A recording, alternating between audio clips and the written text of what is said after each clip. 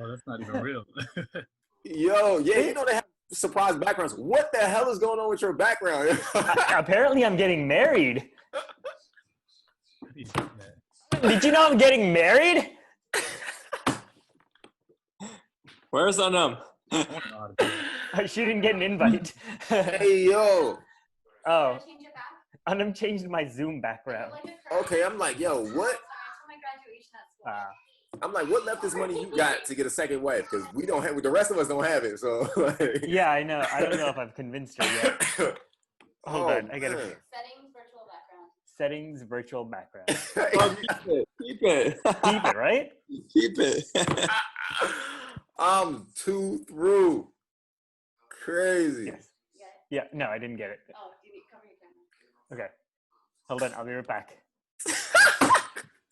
Yo, why he fade out like that?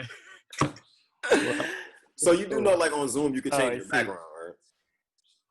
I tried to do it, but it says my computer's not good enough. Oh snap! No, I don't want any of those. I need a new computer. Okay, great, thanks. Yeah, so you can change your background. It works for the. Oh man. Oh, okay. that works a lot better. By the way, just so you know, I did record that. So. Oh no. Hey, look, I was not recording until the point that you came on. I said, "Oh no, this is." I was like, "Oh no, bro, I can't. This is history in the making. I can't let that one go." No, I could not, bro. No, I could not. Oh man. Wow, I wasn't expecting you. I just yeah, neither was I actually. Wow, I'm happy you're here. Yeah, makes it even better. All right, so we just talking like I said. All right, so I mean, we might as well do a full thing then. Yeah, let's get started because I have to leave around 3. Cool, let's do it. All righty. Hey, Morpheus, can you look into like so I'm gonna send you a video of like how people are doing their Zooms. I wanna see there are like different options for it. So I wanna see which option best fits us, for these from now on. So yeah, we don't want that in there, bro. I'm just saying. Well, Mahir, it's cool, bro. It's cool. Last episode we got Ebad showing his chest off, and now you out here showing your locks. Like, hey man, apparently I'm getting married, so I guess.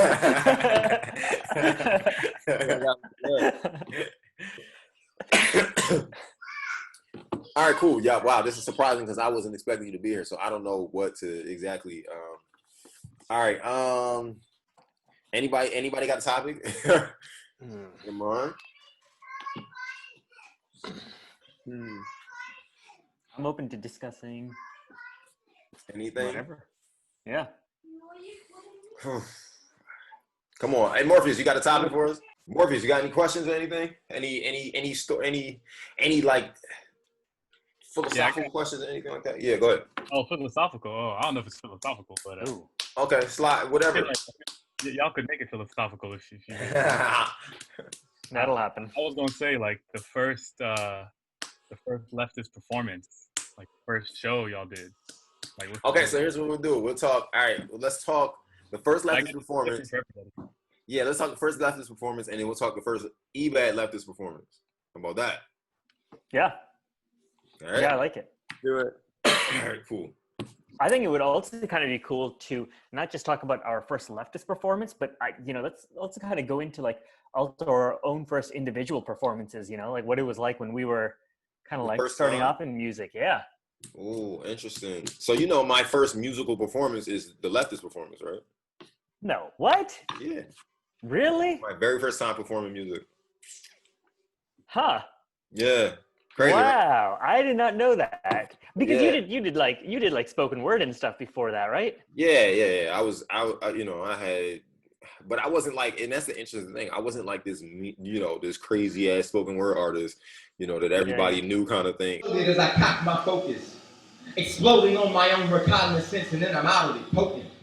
So know that I am barely in control of this. If bullets leave you bleeding, or like I did it a lot or anything like that. I just kind of was, it was really over a girl, like just the bottom line. Like she was bad and I was like, I'm trying to holler. And, and she did spoken word and it was like, oh, how do I impress her? So it was like, all right, cool. Let me get into this spoken word thing. And then when everything kind of, like when I finally got into it and I realized how pretentious it kind of was for me, I was like, I need to do something more. And then, and that's when I kind of got into like actual, that's when I hit you up about the music thing. Cause they wanted me originally, if you remember the host of the show that we did, what's the show called? We Will Not Be Silent, right? Yeah. Sana was the host of that. Or at least she was the one who invited me on. Remember Sana Javed?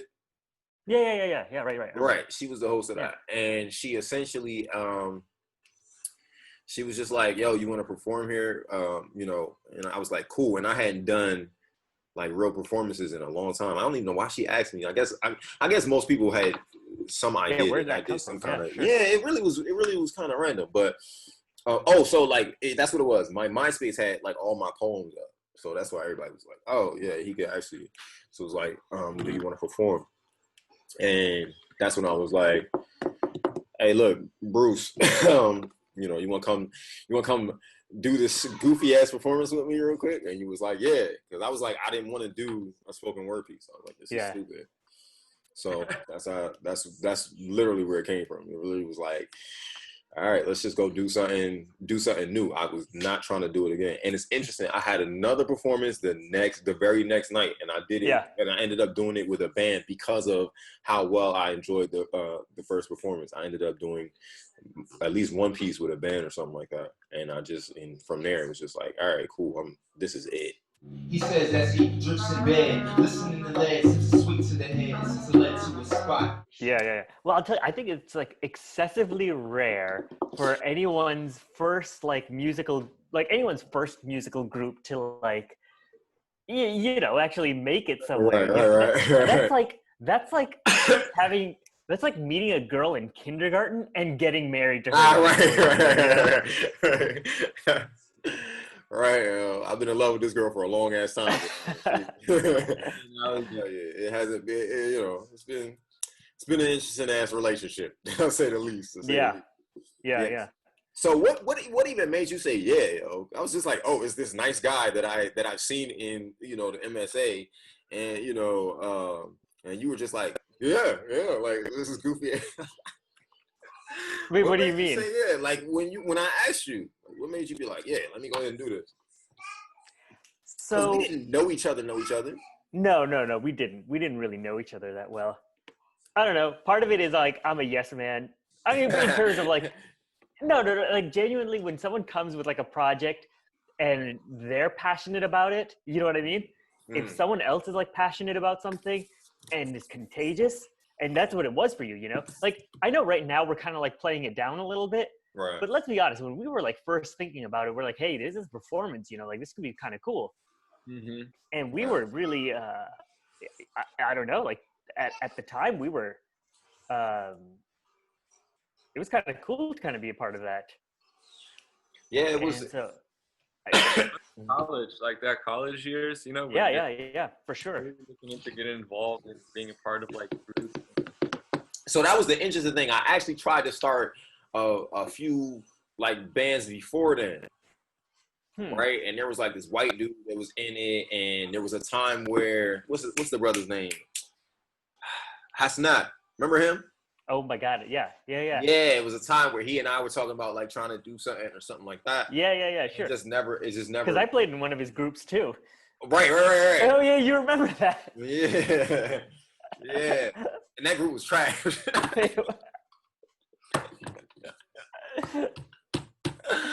That group was hella trash. Oh, I know. But yeah, so I tried a few things to no avail. Like it never even made it to like rehearsal or anything like that. So it was just like stuff that I just was, you know, experimenting on. But I did not want to do that performance without some kind of, at least a drum behind us. And then we ended up with Nasser.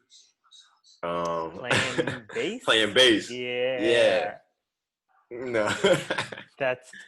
Nah. And we were really, if we think about it, we really, it was really like one day, right? Like the rehearsal? Yeah, the rehearsal was like one, we had one rehearsal or something like that. Yeah. Hey, I'll tell you. Go ahead. I mean, that's how you know it was like one day of performance, because or like one day of rehearsal, because from rehearsal to performance, the beats per minute like tripled. Right, You know? that's when you know. That's when you know that Yeah. that was somebody's first performance. Like that, yeah. Whatever we had, whatever we laid down at the rehearsal was exactly what it was supposed to be. Whatever we laid down at the show, that wasn't it, man. That was not. That's been a lifelong leftist problem. Yeah. I mean, let's be real. We don't rehearse enough. If we be honest about it, like we don't rehearse enough. Not nearly enough. And You that. didn't have to bring that up, Dean. But yeah, you're right. We don't. Like, let's be real about it. You talking about practice? Hey, so were you nervous? Cause I was dumb nervous. Uh, Hold on a second. so the answer is yes. Obviously, I was nervous for that performance. But I think by the time we were actually getting on stage ready for that performance, I wasn't quite sure if this was going to be one that was going to like make or break my career. So I don't know if I really got that much nervous after that. I'm sorry. You said you thought it was gonna make or break your career. No, I mean, I did. anytime, I was like, this is right it. before you're, so like right before you get onto any stage, you got a little bit of like the butterflies, Right. but I wasn't quite sure this was going to be a make or break for a career. I mean, but you had already had experience. That's like, the other, sure. Yeah, for me, it was like I was like trying to convince myself not to back out, and then I was trying to convince myself. Here's also, the thing, though. Go ahead. Well, so we did. I'm fully convinced that no matter what happened, you would have gone through with like building a band, because that performance really could not have gone worse. So I think you were already dead set on like going forward with it. Yeah, it definitely was something that was an interest of mine. But you know, I mean, it's different when you like, oh, I'm gonna do this, and then it's like, oh shit, it's time to do this. Like, you know, and I got up there and I was just like, I remember like literally, I didn't watch any other person perform. I was in the masala the whole time, like praying. Yeah. Praying, trying to get my mind right for this little ass performance. And it's so crazy because now you look back and you're like, man, that was nothing. It was absolutely nothing. We didn't do nothing, you know, crazy or spectacular or anything. We just got up there, played, and that was it. Just like it showed wasn't. Yeah, we just kind of showed up. We didn't have to. I think about it. You didn't have to remember no counts. You didn't have to remember no switches. No, like, you know what I mean. No changes. Nothing. It just was okay. Here's this song and go. But it was like the most nerve-wracking thing for me, where I was like, ooh, I don't know if I'm gonna make this. And then remember, I had the host too. They had me hosting. True. Yeah, so like, you know, I was trying to like every time I would go and I would host. And then as soon as the performance would go on, I would be off. I would be in the masala, like praying in the prayer room, praying. Where I was like, please help your boy and let me get through this. I'll never do this again if you just allow me. Please. Man, I ain't never thinking that much about. That's why we sped up so fast. Oh my God, you're full for that. Yeah, we got on there and it was just like, okay, it was interesting. I mean, I guess what carried us over was just the rush of it, maybe. Yeah. And I think the interest in us, you know, afterwards, right. particularly like, you know, Ish and Diabate coming up to us. Right. We've always had, you know, I don't want to toot our own horn, but we've always had the ability to stand out from the very beginning. So yeah, you're right. Like we've always had that, like kind of that where everybody's like, oh, that group right there, something's different about that. Yeah. So you're definitely right. Like it definitely was the energy that everybody gave us, kind of like, oh, this, you know, that was dope. Tell us about your first performance. Yeah, let's get into that, bro. Let's get into that. So first of all, let's just start off when I first hit you up. What was that like? Yeah. What'd you think? I thought I was like, you know, when you're in like a new school and you are automatically invited by the cool kids to sit at the lunch. Oh, dang. Okay. I can't say no. Like, I was like, all right, you know, I guess I'm gonna have lunch with these cool kids over here. You know, and I think that's what that immediate feeling that's always kind of persisted. But Did you immediately realize what losers we are after sitting with Yeah, us? right. I was like, what the hell did I get myself into? Nah, I'm just kidding. No, Yeah, like how long did it take for you to realize, like, oh, these guys don't know what the hell they're doing? no, I was like, yo, I get to be as weird and as goofy and as Muslim as I can with these guys. So, you know, it felt like over time, it just felt like a great fit. You know, we were like our own little band of like musical misfits that somehow were rocking. So, Yeah, you know, I enjoyed that. And my first performance, actually, believe it or not, was in, I think, the first grade. That was my first musical performance. Damn. When my elementary school had a No, that doesn't count. We all played the recorder. No. Not me, yo. I had Not a me. top solo. This is before. Oh, no way. Wow.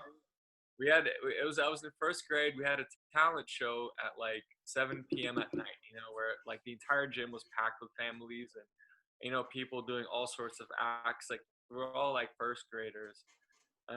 You know, there were like some Latina kids who were dancing, you know, there was like some white kids who I remember were like juggling, you know, they're all like kindergartens, you know, we're all just, it was a fun night for families and their kids. So my dad was like, you know, you should participate in this too. I was like, what should I do? He's like, play the tabla. I was like, oh my God, you know, at this point, like I'm still learning, you know, I'm hitting it like bongos, you know, just like kind of like that. When you know how intricate it is with your fingers and everything. So my dad, like, I'll never forget, my mom and dad, they made me put on my Afghan clothes, you know, and like I walked into the gym with like my red bag and people were like, whoa, look at that outfit. At first, like, I'm not gonna lie, I got a little scared. So because I saw the grandness of the stage and like everyone there looking, like I literally was hiding behind my mom and dad's chair. I was like, I don't want them to call me. Like, if they're gonna call me, I'm not gonna perform. I'm not gonna do it because I was actually really nervous. So I remember like hiding behind the chair and just like crouching. And my mom and dad are like, what are you doing? Like, you're getting ready to go up. You know, you're going after Kyle. And I was like, all You right. still remember like, names. My God. Yeah, Kyle the juggler. I was like, all right, I'm just gonna get it over with. So I remember going on stage and I'm just like, I'm like, you know, my uncle's helping me put the tabla like on stage. I'm just literally sitting on the stage cross-legged, you know what I mean? And at that point, I'm like, I don't even know which drum goes with which hand, you know, because I'm like, something.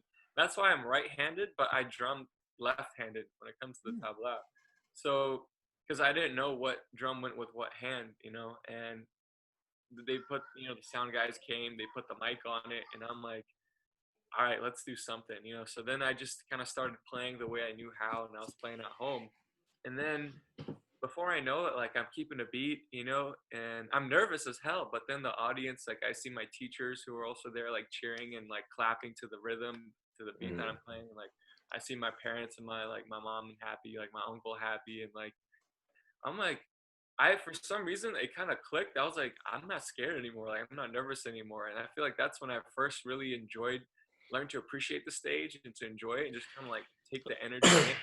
And then I had like a little 5-minute solo by myself doing little different things. And at the end, like, you know, people start clapping, they were exciting. And I was like, this is awesome. I can't wait.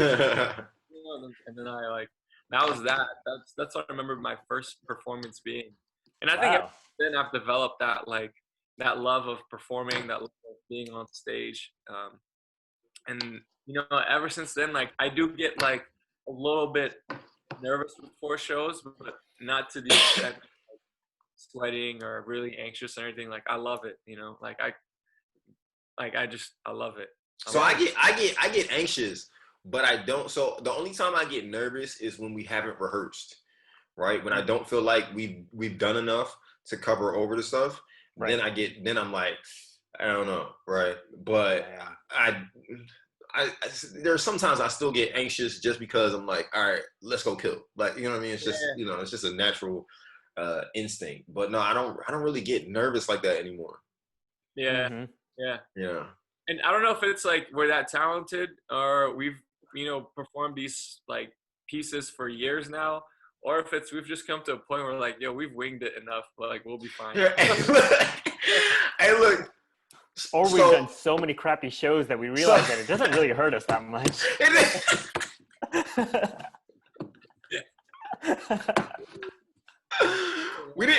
We didn't lose anything from it, right? Essentially, Right. Yeah, bro. It's a mixture of all of those, and so and really it comes down to like we've had enough things happen within a show to be like, oh well, like right, you know, right. whatever it is, it's gonna happen. Right. You know? Who was it? Was it you or Bate's? No, it had to be Bate because it was the bass, and we couldn't find a battery for him. Right, this was a show we did at UMD, like our first couple shows, and we couldn't find a battery for him, and we're literally about to go on, and they're like, "You're going on," and I'm like, I'm trying to stall them and trying to run away from the people who were telling us we're going on, so right. So they don't talk to us. Trying to find a battery. Right, like yeah, we've been through kind of a little bit of everything, so it's kind of, you know, at this point it's like, well, you know, what's gonna go wrong is gonna go wrong. So I haven't heard this story. Did you find the battery, or did Diabate just get on stage and like pretend to, you know, like? So yeah, so before, we did. Right before we got on stage, he had a dead battery. Right, wow. It was like we just found it out as we're getting on stage, and then I remember it was you know, like that pavilion that's at UMD. It's like the outdoor like place next to Stamp. By Stamp, yeah. So we were performing there. It was raining. Yeah, when it was freezing. Remember? Yeah, we did. It was nighttime. We had on all black. I remember that jump. And I lost my. I couldn't feel my fingers. I lost my chain because I was doing cold too much, and the chain said, "Shh," and just came flying off. I was like, "Cold! Oh shit!" I've never drummed with gloves on before. I had gloves on. Yeah. So we ended up getting a battery somehow, somewhere, something like that. Oh, I think we might have started without him, as a matter of fact. We might have started the show without him, crazily enough. So yeah, it's kind of like you've been through every kind of iteration. I mean, we've been down to me and Mahir just performing shows. We've been down to me and Bate and a record, you know, like a CD playing. We kind of been through everything, like, so yeah, it's kind of like, what was your first performance, Mahir? Yeah, my first performance. Yeah. And how trash were you? Yeah. So let me see. I'm trying to like think of like what really counts as like a first performance. I mean, you know, I've done the like third grade recorder performance. I've done, I think maybe as a band, you know what I mean? Like on my own. Right. We played a graduation party, and it wasn't even like another person's graduation party. It was one of our band members' graduation party. So like definitely doesn't even count that much. That's cheating, yo. Yeah, exactly. We were a punk rock band, and we were playing, we played like a whole bunch of like punk songs. We played like, and we'll splice this in. Was it the Strife? Was it the Strife again? Yeah, this was the Strife. Right. We played Rudy Can't Fail by The Clash, and we thought we were so good. Oh my God. And I can see you being the type that's like, we killed that. Oh, for sure. We came out, man, we killed it. And then like we listened to the recordings. Which song were you playing? So I don't know. That was my performance, and you know, it was at a graduation party for one of our bandmates. So I definitely was not nervous. Yeah, that's cheating, bro. That's not fair. Yeah, right. That's not fair. Like, yeah, that was like, for me, it was literally like that first time. And so, but that's interesting because that would be Bate's first time was the next show. I think so too, right? Yeah. So he and I kind of have that kind of relationship where it's like our first time. Yeah. Was with Leftist, like, you know. Right. This is it. But so what would you say to artists, because there are a lot of people who be so scared to get on that stage. Yeah. You know, or too, I don't want to say too afraid, but like don't know how to get on that stage, don't know how to approach it. What would y'all say, since we've been doing this for forever? And do we have different processes when we go through this? Yeah, that's the thing. We all have like very different approaches, right? And very different. Like me, I'm always nervous. No matter how many times I go on stage, like I'm like just always nervous. Yeah, somebody said that. Somebody said that, like if you're not nervous, you don't really want this. Now, yeah, I agree. I agree with that to some extent, but like I don't, it's not like a. What is your process? Yeah, I don't know, man. I think you just have to like jump into it. Obviously, you have to practice a whole bunch before you get on the stage, but when it comes time for jumping on the stage, I don't know if me personally, I have another process. And I'm not even sure I'm like a qualified person to answer that question, because I'm a nervous wreck and I jump on and it eventually, like, you fall into place. You know what I mean? You eventually feel like, okay, I got this. Right. And sometimes it happens within seconds. Like sometimes it happens in the first chord. Like, okay, yeah, I've fallen into it. But I don't know if I really have a real process other than like dive head first. So I want to jump off what Mahir said, especially because one thing I do think about just performing for so long is the fact that I don't think there is a performance ever where everything has gone right. You know what I mean? Nah. Like, so I always have in the back of my mind that something is gonna go wrong. And whether it's from like things we've experienced, from light cutting out to a guitar string ripping and popping, right? Like I've had a drum, not leftist performance, but I've had a drum, like a tablet drum, literally break in, like rip. You know what I mean? Pop. Or just the things like the lights going off, power going out, like. And I think to the best of the ability, you want to be comfortable controlling what you can control, but, at the end of the day, not really stressing about things beyond your control. I think that's kind of like always what has centered me. And one thing that kind of helps me is knowing people coming to the performance, whether it's close friends or family, because it kind of centers me. Really?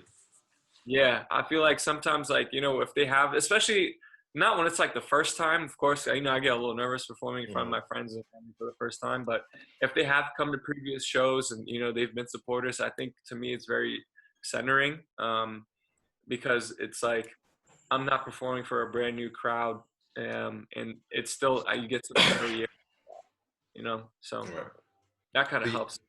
Do y'all feel like, because I feel like a part of it is like, one of the things that helped me is when everybody else is trash. Oh. Like, well, okay, so I'll say both, right? So when everybody else is trash, and then when everybody else is really good, right? No in between, right? Right. If it's the two of those, right, I know that that you're gonna. I'm always thinking like you're gonna have a problem with Leftist tonight. Yeah. Like either way, like when we did the Howard Theater show, nobody was up to par, and I knew it. Like soon as everybody plays their first 2 minutes, right? Once you get into that minute and a half, something like that, I know, like, oh, you're gonna have a tough night. Like, you know what I mean? Like it's gonna be a tough night. So I'm like, okay, I'm good. I can ease up. I could ease up a little bit. Like, do y'all don't feel like that?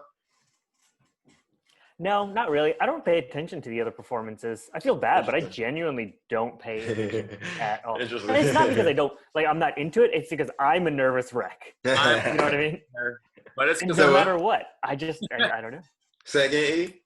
So I said I'm with you on that, Mahir, but it's generally because I don't care. I'm just focused on my own. Yeah. I feel like as like the lead, as the guy in the front, I have to make sure that I at least pay somewhat attention to them in the crowd, right? Because I have to match what's going on, or I have to go above and beyond that, right? Yeah, so because even we may even come down to a point where there's a song switch, right? Where it's like, okay, this song's not going to work here. There's been plenty of times where certain songs just haven't worked, and it's been like, all right, cool. I mean, even we've done like switching the like, so the part where we do like Apache and Bombshell, right? We've switched that out literally in the middle of the song. Like, it's not going to work here.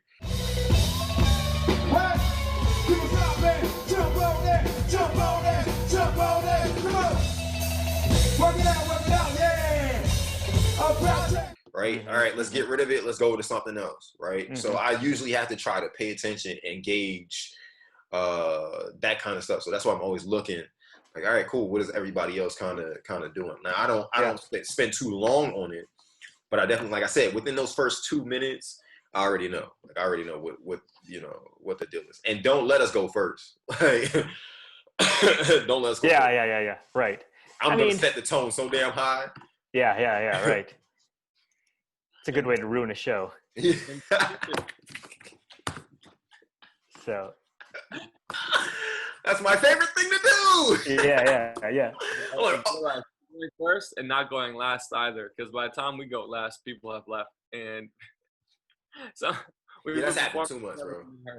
That was a good portion of our career where it was like, because we were so much more, I don't even want to say better, but just advanced than other artists. Right? Yeah. They would always put us on last, but nobody knew who we were. So it was like we would literally be playing them. Like, so they would be okay, and then another person would come on and he would be okay, and another person would come on and then he'd be okay, and then people would just be like, all right, cool, all right, we can go, right? Yeah. And then we come on and be performing to 5 people. I can't remember which white artist this was in like the 50s or the 60s, but he would, if he wasn't going last, he'd get so pissed off if he wasn't going last that he would light his piano on fire if he was like in the middle of a performance so that nobody else could. Was that him? You take my nerves and you rattle my brain. Too much love drives a man insane. You broke my wheel, I brought us real. If you raise the whoop, balls of fire. It's got to be Jerry Lewis. So you just like light his piano on fire so nobody could go after him. Who else lights their piano on fire? That's the only person I know that would do that. Now I'm gonna look this up. I gotta fact check myself. Wow, that's crazy, yo. Yeah, that's kind of egotistical, right? Yo, yeah, you're right. It is. It's got to be Jerry Lee Lewis. Great Balls of Fire, right? Yep, exactly. Oh, that sounds like yeah. I mean, but those are definitely, and interestingly enough, those are probably more competitive eras than now. Those were like heated kind of, we'll fight you. Like, I remember my grandfather telling me a story of Jackie Robinson and James Brown fighting outside the Apollo over who stole whose moves, like literally fighting. So those are more, definitely that era was way more, because there wasn't enough space. Like, it wasn't like it is now where you could make billions of dollars off this thing. Like, it was very little room for that kind of thing. I would tell artists who are just getting on, kind of the same thing y'all said, but I take it like a boxing match, right? I think of it like a boxing match. And I always say, whoever blinks first loses, right? It's the bottom line. So if the audience blinks first, you got them. Just hold them. If you blink first, you lost, right? So the first person that gets hit and shows that they're hit, it's a wrap.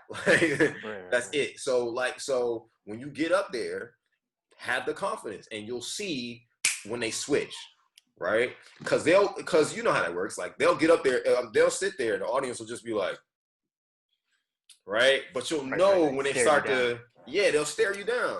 If you give into that stare down, you blink first, and you lost. Yeah. Right? The second that happens, it's a wrap. You might as well just give your whole performance up, right? But if they slowly but surely come down, and when they come down, it's a wrap. There's nothing they can do at that point. Like, the energy's going to take them. It's just going to take them away. Unless you just don't, you're not captivating enough. And there have been some people who just aren't captivating enough. And then I would say probably work on your craft. Or just know that you're not going to win everybody over. That's another thing, right? We definitely had performances where like nobody said anything. It was just Yeah. Oh yeah. it was kind of like, okay, like what are you talking about? I should have Hey! Say hi. Hi. I want to get down! Okay. Bye. Oh Lord. Stop that show! She You will gotta go always stop be a that performer. show. Yeah, Yeah. whoever it is. It's funny. Staying on the boxing analogy, one that comes to mind and always I remember is one of my favorite sayings is from Mike Tyson when he says, "Everybody has a plan until they get punched." Until I get hit. Yeah. Yeah.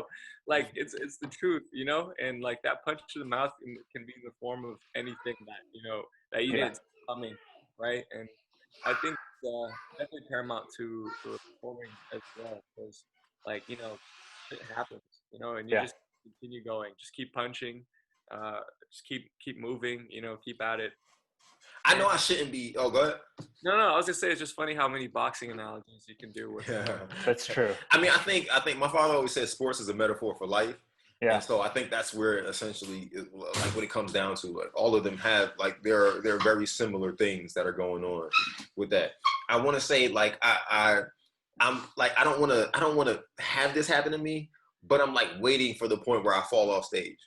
Like, it's like every great artist has to fall off stage. Like, at some point. Definitely. Right. Yeah. Right. And you're just like, oh, dude. No, but see, it's going to be especially bad for you because a lot of artists can, like, when they fall off stage, they can blame it on, like, oh yeah, I was like drunk at the time. You were just going to be just you when you. Right. What am I saying? It was gummy bears. Like, I got.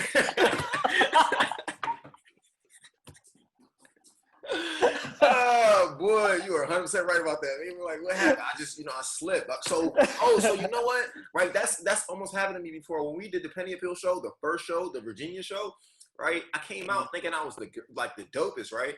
And I had on shades, and I couldn't see a damn thing.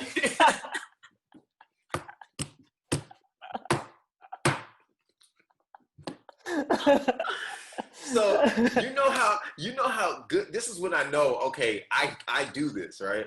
You know how good you have to be to continuously remember your lines, spit your lines, look like you're killing it, and still be looking out the bottom of your shades for the for the line where you might fall off the stage. Yo, that's an art. This is why artists have, like, lights on the stage. Correct, right? It's like, okay, like, make sure I have this here, or like fluorescent tape or something like that. Right. We just ain't big enough for that kind of stuff, but we definitely need it, man. I came out there, I'm like, and this, I mean, imagine, like, this was what, 2 years ago, maybe? I'm like, I'm thinking, I'm pretty much a master of stage, so I know what to look for and what not. And my goofy ass came out there with shades on in a completely dark arena. I came in, I'm literally like looking through the bottom.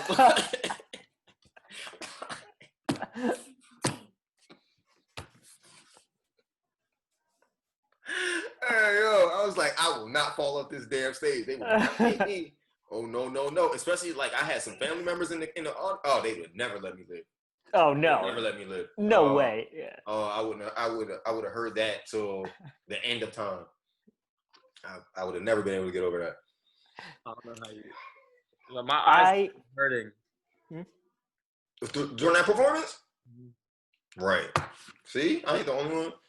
I took them damn shades off. I know that damn much. I was like, okay, these have to go. I'm gonna look cool some other way. I do want to hear though. What is everyone's, like? What's the worst, or, like, the biggest mess up that's happened to you on stage? What's, like, something that's gone catastrophically wrong for you? Catastrophically wrong. Leftist related? No, just anything. Nothing from first grade though, E. You can recover from that. Right. Nobody notices, bro. I was gonna say one of my most, like, embarrassing performances to this date was when I was in college. So when I was a resident advisor, I had I was like and basically a manager of a floor from where I was living in on campus, and I had a dorm where it was 4 sorority girls from the same sorority, and they had like I see where this is going. Hmm? What? Nothing. Keep going. So they had a pageant coming up, and they actually participated in it. You know, they're looking for guys to compete in the pageant, and I was like, "This is crazy. I've never competed in a pageant before." But I was like, "What does it consist of?" Oh, she was like, "It's just like a talent show. Like you'll answer some questions, you know, and the girls will vote on you, that type of thing." I was like, normally I was like, but you know, I was like, all right, like I got y'all. You know what I mean? I was like, all right, I'll do it. So I was like, you know, it's something I could probably wing because I speak extemporaneously. I can answer questions. I can just ring a tabla performance, so whatever. Wow, All right, cool. extemporaneous, golly. Vocab Big word of the words. Yeah. So I you know, the day of the pageant comes and I'm wearing like a suit. You know, I meet the guys backstage. You know, they're a cool bunch of people. We're all in our suits. We're dressing up. It comes to the question and answer portion. So you know, I do that thing, and then I'm realizing I'm like, wow. So a lot of people are it's a sorority pageant. They're really lit. Okay, half of them are drunk already, and people are just saying the wildest things, and I'm over here keeping my answers hella political, you know, like hella like, I'm like not realizing it. I'm like, wow, like, but I haven't realized this yet. You know what I mean? I'm like, so here I think the messed up part was when it came to the talent portion. I went first, so I literally put on like I did like a tabla solo just because I always had my drums with me. I was like, yeah, I'll do it. You know, I didn't think much of it. And I think the problem here was I didn't know my audience because I am performing and I'm literally looking in the crowd like people are like the girls. Oh, that's the like worst. over like Man, that's the first time E's ever experienced that out there. Right, right. That doesn't happen twice. Yeah. the place was dead quiet. Yeah. It's like crickets and I'm doing like a tabla solo. You know what I mean? And it's like to a piano set. You know what I mean? Like tabla and piano set. And then like the place is quiet. People are like, damn, when is this over? Like just hella negative vibes. And I'm like, Yeah. I'm thinking to myself, damn, I need to just pack my shit up and just walk off Yeah. and leave. All right.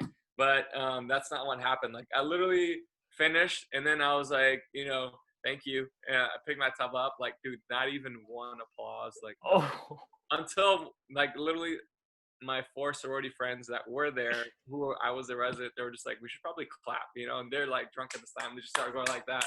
And we started clapping, and it was like, yo, and the worst part was like, I looked like a foreign creature to them because I was wearing my Afghan's clothes too. Because I was like, oh, I have it. Oh, the first grade, you tried to run the first. You tried to run the He's been first riding grade that high since first grade. Yeah, yo, this is a complete terrible circle. Like, that's why when people say you got to know your audience, you have to know your freaking audience. Because the guy that ended up going after me, right? Great dude, chill guy. Literally, in his talent portion, you know what he did? He literally took his clothes off. He had like his boxers on, and he put like those Robin like goggles. The mask, yeah. Put a cape on, and he got streamers. You know those little streamers. He put "Party in the USA" by Miley Cyrus, and he just did like an interpretive dance to it with streamers. And I'm like, are you freaking kidding me? Because the audience loved it. Okay. The girls are going crazy. People are going wild. They're cheering him on. He's just like spinning around like in his boxers, like doing all these things. And yo, literally after that, I packed my shit up and I left out. You were the most out of place person. Yeah, you. I was the most out of place person. I literally was like, I'm never getting involved in one of these things again. Like, Oh man. Ooh. It was so embarrassing that I don't speak about it and I choose to forget it. I love this story. And Mahir brought it up. I love this story. I'm like taking this story, folding it up, and putting it in my pocket because I cannot wait to bring this up again. I don't speak about this story. Like it was that embarrassing. To this day, it was one of the worst like on stage and embarrassing moments I've ever had. There must be video of this. No, thank God. I pray there is. Oh, there's got to be. Someone has got that. Somebody's video. got this. We got to find this. We got to make this Yeah. happen. Hey, we'll get Morpheus on that real quick. Yeah. What school did you go to again? Arizona. Yeah. There you go. Morpheus is on it. Talking about Morpheus is on it, man. Oh man. So you didn't. So E, your worst performance wasn't sometimes. Sometimes the right path isn't the only true destination. Oh. No, I don't count I didn't that. ask him about second worst, but okay. Oh! It's the one. Wait, hold on. Hey, real quick, stand up. What are you wearing? What? You don't want to know what I'm wearing. No. Now we're gonna get to your third worst performance. Let me see what that is. First off, my clothes are in the laundry. Okay. I'm wearing this t-shirt. This is how I feel right now. I'm hurt. Oh, what? Don't disrespect that man like that, yo. That's terrible. Why is your hair all over the place right now? You're a terrible human being, yo. Just so it's clear, so everybody knows and everybody recognizes, I'm not the worst person that left this. I've been trying to tell people forever. First off, this one my favorite Latin artist shirt, J Balvin. Oh man, that's cold blooded. I got it. I got it this concert. I don't know why. Man, my chest hurts now. I can't even breathe. You can hate on it all you want. But it's one of my favorite shirts. And I wear it. No, I love it. Honestly, I'm just gonna do the rest of the conversation like this. You're the worst, yo. No, man, sit back down. We need viewers. Oh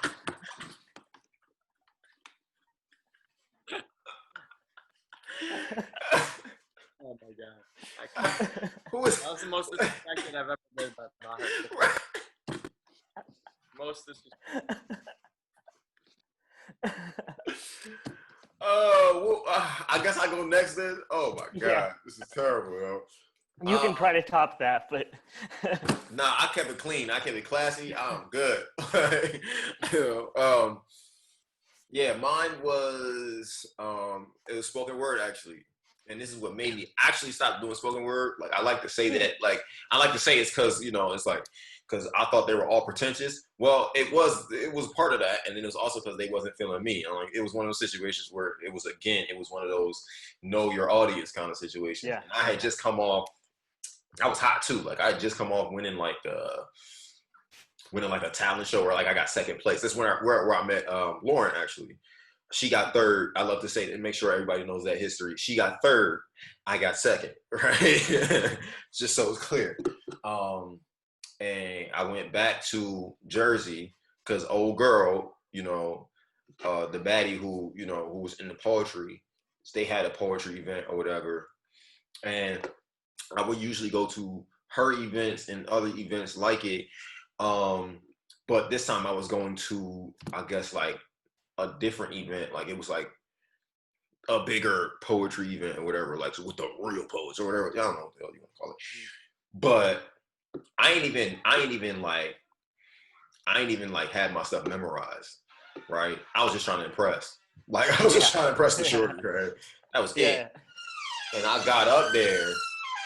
And I'm up there, and I get about halfway through, and it's like no one's rocking with me at all. And then, right, it's bad when it's your good stuff, right? Because people couldn't understand it, right? The way it's kind of the way I write stuff in leftist, right? My stuff isn't really victimizing, right? So a lot of people. That was gonna be right in the middle of the show. Sorry. He peed on the diaper. He peed on the diaper. My worst performance. Come. Why are we doing this, Red? You and E have topped yourself today. I can't breathe.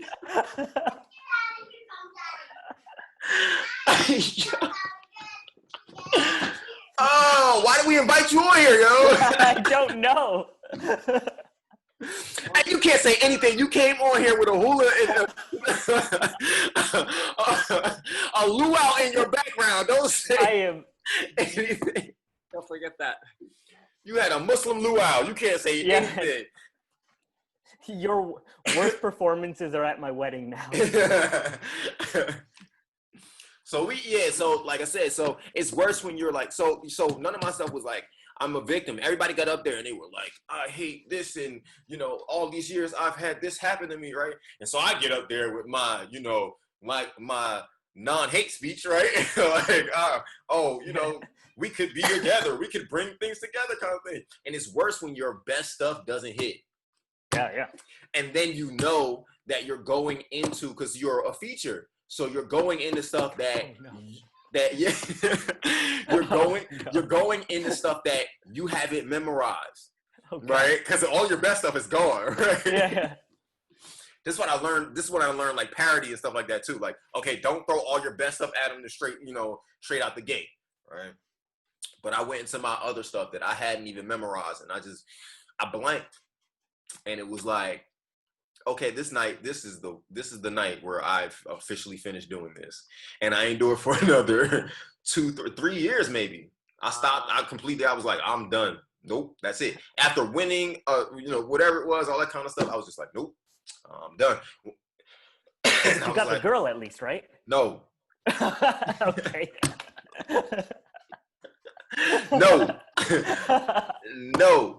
No. Now, mind you, I didn't lose her because of that performance. So, okay. Let's not, the boy still got swag. Like, we went our opposite directions over mutually, mutual agreement. But yeah, like it was bad, bro. And that's when I became a musician. From then on, I was like, I'm not doing this no more. And when people would call, I'd be like, nope, I'm not doing it. Nope, I'm not doing it. And then finally somebody was like, can you do it? And I was like, yeah, I'll do it if there's some music side to it. Otherwise, I was like, nope. I have not done a spoken word performance probably since. Dang. Mahir. I don't know why I'm going last, because you guys just, man, mine's so benign in comparison.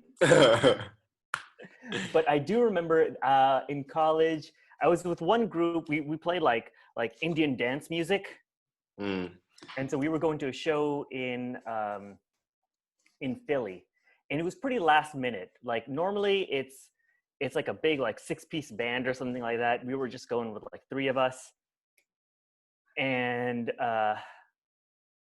it was new songs, and it was a new singer. And everything was new, kind of unrehearsed, and it just felt like all rushed together. So we're driving over there, and I'm thinking okay, this is the worst thing to happen. It's not going to get worse than this. We don't know what we're doing. So obviously, this is the worst that could happen. But we're playing the music, and we're playing, and then. Oh, by the way, I didn't bring my full drum set. I was playing drums at the time. I didn't bring my full drum set because it was just a lot to carry. And I thought, well, we don't know what we're doing anyway. So I brought my electric drum set. And so we get over there, we sound check, and it's okay, I guess. And then in the middle of one of the songs, maybe it's the outlet to it, but my electric kit stops working entirely, in the middle of playing, and I'm like, no one's gonna notice, right? So I keep going, and obviously everyone notices. And when you're so stuck, not knowing what to do, you just keep doing whatever. You just keep going. So I'm there playing, no sounds coming out of my kit. And they're I remember seeing a whole bunch of people I swear to God, I've never seen pointing and laughing before, except at this time. And pointing and laughing is worse than silence. No, just so it's clear. So genuine pointing and laughing. We had an entire set that we were gonna play. We stopped after that song. Yeah. We packed up and we went home. That's terrible, yo. You know, it's the worst. It's the worst when everybody else is, when the performance is over and everybody else is checking for other people. Like, hey, you did great, da, da, da, and you're just sitting in a corner by yourself. Right. Like, please don't let someone come up to me. Oh my God, it's the worst. Actually, it's funny. I had 2 of those performances. People just say that to you just to make you feel better. Like after my show, the girls came up to me, they're like, "Dude, you did a great job, thank you." I was like, "Don't lie to me. Don't just save it. I don't want to hear nothing. Right. Don't give me a hug. None of that." Okay, E, when a drunk frat girl doesn't hit on you, bro, you it was trash. Yeah, right. That's when you know it didn't go well. Oh my goodness. Okay, what's your best then? And can you yeah, that's a tougher one. That's a much harder one. Yeah. So it probably wasn't our best performance, but I'd say the one that, you know, whenever you come off from stage, you like, there's like a big rush of emotion, I guess, you know, not with every performance. There are a lot of performances where you come off and you're like either feel really good or you feel, I don't know, there's a lot going on after you come off stage sometimes. Right. But I think it hit the hardest when we did our Rockin' with the Left set. You know, the one where we built the stage. I mean, half of the reason I was emotional was because our stage didn't break and we didn't die. We didn't die. Yeah. I don't know if we told the other artists that we built that stage. You know what I mean? No, I don't do you think half of them would have? Right. I don't think anybody. Did you know that? Like, you know? Right. Did you know that I engineered that stage? Like, I'm sure you would. Of all people, I know you guys. I would not trust. Now we built the stage that day. Like, so it was that the night before. Day. It was the night before. We are going around. For whatever made us do this, I don't even remember. But one of us came up with the idea, or I guess all 4 of us came up with the idea to go around, because we really were like, I hate being an artist and not having a stage, right? I hate being on the same level as the crowd. It's just something that comes with artistry. Like, you like to be on, you know, on just a higher level, right? So we were like, okay, I don't know what made us do it. We ran out of options, and we were just like, yo, let's go grab the little forklift crates. The shipping pallets, yeah. Shipping pallets, right? And just see if we could stack them, right? And so we're literally in Art Soch, right? At UMD. We're sitting there, and it's me, I think it's me, Ish, and Diabate going around grabbing them.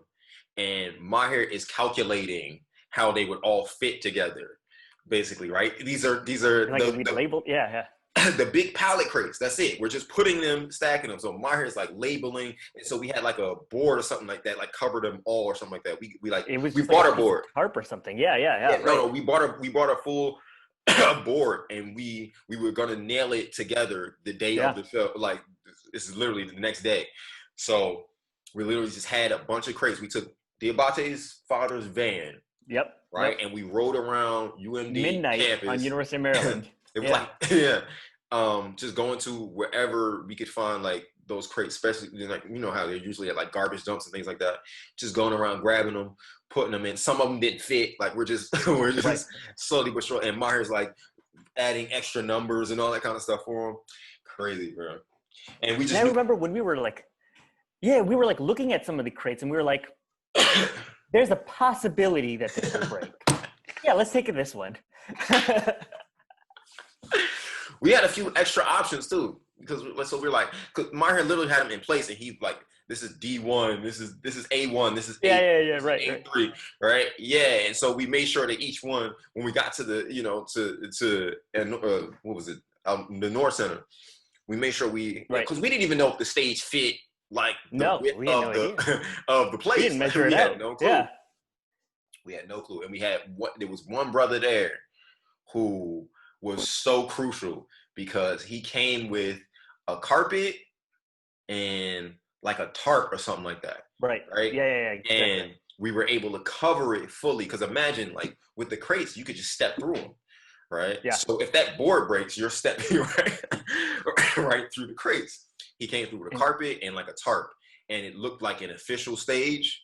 Yeah. And we were just, it looked hella nice, but it underneath it, just gonna let you I had know. no idea about that. I thought that was more centered because it was centered and positioned so perfectly. No, we Yeah, were literally there that day. You were like one misstep from like breaking your ankle on that stage. So We were like beforehand jumping up and down on it. right. It lasted. So that show for me was blood, sweat, tears, and like risk to my life. Right. In a literal sense. Right. So I felt like that to me, just like that culmination was my best performance. If it's not a risk to your life, it's not a leftist show. Correct, right, exactly. Right. Yeah. Right. Man, At I'll least jump on that and just say one of the most memorable shows for me, and probably the best one as well, would be our first time at the Kennedy Center, because that was just really. I felt like we had a great set. So dream it, hey, let it live. It is what it is. So let it live. We're not telling, we dream it.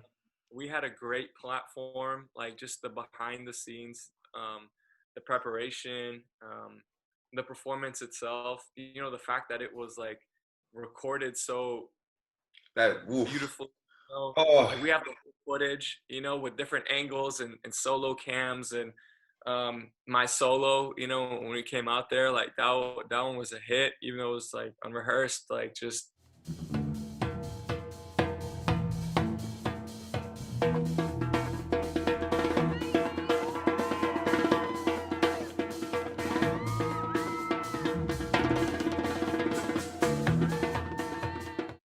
You know, just like my friends and my family being there, that show felt like a good validation of what we are and who we can be with like the proper, when everything is like proper support, like everything that we can be. And, you know, I'll not gonna lie, like I'll still like put it on in the background some days just to hear it, just to really. Yeah. To me, that was one of the best shows that we've had, because I felt like I don't even think anything went wrong that day. We came in, we were backstage, we were kicking it, you know, we went in, we performed, and then they're like, yo, we have to bring you back again. And, you know, then we had part 2. So I think that was like one of our best shows to me. Interesting. I always feel like, at least with that particular show, with the Millennium Stage, it like, because there's like restriction with it. Like, so for example, the microphone cord only goes so far, right? So I can't really like get too comfortable, it feels like. Right, I'm like always like stuck in kind of like a place. So I'm gonna say that I probably would say, so I think I got 3. Right, I'm gonna say 3. So there's the one after that, Howard Theater.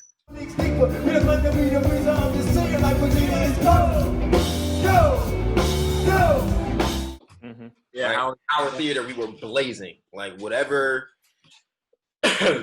We just were, and they ended up like, and one of the reasons was because it was just desserts, right? We got treated poorly while we were there, right? We were literally, me and B were the first people there. We were there at about 4 o'clock. The show wasn't until what, 8, right? We were there at like 4. We didn't get a sound check, right? They let everybody sound check before us, and it was like, it's so interesting when we're the last people going up. Why wouldn't you let us sound check? 1, why wouldn't you let us sound check first? And then 2, you know we're a band. Right. Like at the very least, you would think that if you want your reputation, you know, to hold up, you would make sure that a band, even if the band sucks, like you would prefer a band sound check over a DJ, right? DJ sound check, everybody sound check. We never got a sound check. They moved our what was it? Our merch table, right? They said we're supposed to be in one spot, and then somebody, like some other group, took our table and all that kind of stuff and moved it. But we ended up at a very, very much a better spot. And then and then for whatever reason, it just felt like the sound people just weren't, whoever it was, it just like, was just kind of like, kind of thing. And you know how that happens with us, right? People are just like, and then by the end of it, they're like, oh, you know, now I get it. So whatever, we ended up with an extra, 40, we ended up with an extra 15 minutes or something like that, right? It was like, y'all basically help us save this show. Yeah, That's what they were like. So it was like, for us, it was like, yeah, this is kind of validation. And we could have kept going. It was like, we could have kept running, especially for that. And we had, it was amazing because nobody would stop before our performance. It literally was like, a bazaar. And people were just walking around. It was like, and I remember one performer being like, yo, like, like, listen to me. And everybody's just kind of like, just walking around drinking, whatever, right? When we came on, everything stopped. All right, everything stopped. And the best part for me was the lighting guy rep with us well, because I was like, yo, can you set this lighting up so when we come on, it's completely blacked out? And I need, when you hear this particular note, right, when you hear the guitar and you hear everything go, I need the lights to come up. To the true emperor, Marcus Aurelius. Father to a murdered son, husband to a murdered wife. And I will have my vengeance. In this life or the next.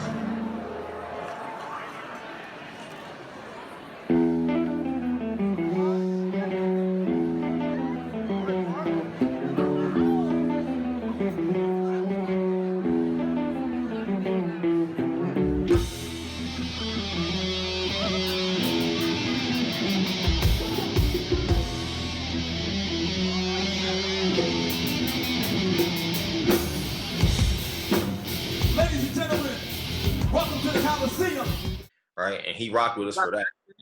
Yeah, when we came out with, I remember that first year. It's like, dun, dun, dun, dun, dun, dun. And then when we hit that, everything kind of came up at one time, and it was like, oh, this is, you know, it's again, like you were saying, it's when you get to see, like, just the kind of production value when you see it at the highest level, what we can actually do. You know, what we can actually bring to a stage. And it's just, you know, it's incredible to see it, you know, fully come to fruition. 2, I would say there's a performance with just me and Diabate, right? I remember telling you about what happened was, we're supposed to do a performance. I forgot what this place is called. Dang, it's a place in DC. I don't know if it's still up, but a long time ago, we were performing with Khalil, Ismail, we were performing with Elle and Muhammad, and her husband, and what happened was we went to New York the day we were supposed to go to New York the day before, and I might say this for stories, but long story short, some people didn't make it, right? And the people who made it, it was like 2 of us, right? Me and somebody else. It wasn't Bate, right? The people who made it decided not to come to the show in DC the next day because they were pissed at everybody else for not making it to the New York one, right? So, and Bate didn't make the New York one because we caught the megabus up. Bate didn't make the New York one because he overslept. So he's there and I'm there at this performance in DC, and it really just was. It was a performance of like maximum disappointment. Yeah, because it was like it felt like the bottom of where we were as a group, like because the New York one was a big opportunity and we just blew it. And so we ended up having to go up there and just grovel because we couldn't perform. Right, just be like, we apologize, you know, you set this up for us and we just didn't come through. But so by the time I got to that show, I was already tired because I just came back from New York. Actually, I stayed at your spot, Mahir. Remember? Oh yeah, I remember that. Yeah. Spot. Yeah, that's when you were in New York. Yeah. And so and then we got up there. It's me and Diabate, right? And the entire performance is all just raw emotion. And it was such a powerful performance. It was one of our best performances. We hadn't rehearsed it or nothing like that. And I think Vershawn backed us up on keys just to back us up. And it just was powerful, yo. It was powerful. It was, and it wasn't even, and that's one of the best things that you learn about being a performer. It wasn't it wasn't perfect, right? Bate was off a lot of notes. We hadn't rehearsed it, right? And everybody in there was with it the entire way. Yeah. We had them the entire way, right? Yeah. So that one. And then the last one is, if y'all remember, before we did Art Attack, we went to Jersey. We went to Rutgers, right? If you recall. And it literally had every member of us there. Ish, Bryant, you name it, right? I remember that show. Yeah, and Khalil came to perform with us, and there was like maybe 10 people in the audience. I remember that. But we were so on it, that we were so on that I felt like it was better than the Art Attack performance. Oh yeah, right. I agree. I felt like we expended the energy. Yeah. So, like, used it all up right there. We used it on the Jersey performance. That performance was I was like, this is. Well, I think one of it was the frustration of not having like people there. Yeah. And then two was just the I don't know, something about it, the level of the confidence where we went of with it, that. Yeah, we just smashed that performance, bro. Yeah. We absolutely smashed it. And it was what, 8 of us on stage or something like that. Yeah. So those are my 3 probably. I wish I had footage of that Jersey one. Like the footage that they got was like the footage that they got was like real dark. It was like, what's the point of this? We had on purple, if you recall. We all had on like dark purple and black. Yeah, I don't remember that, but yeah. Yeah, and that was cold-blooded. Yeah, it was cold-blooded though. That performance was cold-blooded. I just remember when we all came in the cold, right? And then we come into the drum roll, and it's like cold, and everybody just went back at the same time. It was cold. That shit was cold. And Mahir does his jump. Yeah, it was cold-blooded. Those are my 3. That's real. I love it. I think we can end on a high note. I think so too. It's a perfect way to end. I just want to say to everybody, make sure who's listening, make sure you subscribe and push the notification bell on your YouTube, because that way it'll let you know when something comes somewhere around here. Yeah, it'll be on there somewhere, so you can be able to, when it comes out, you'll know. It'll say, "Hey, Leftist just dropped a new video." All 5 people who watched this week. Right. 2 of them being me. All right, that's it. Morpheus, get us out of here. I'm the nearest phone. Chopper, pull us out the matrix. Like.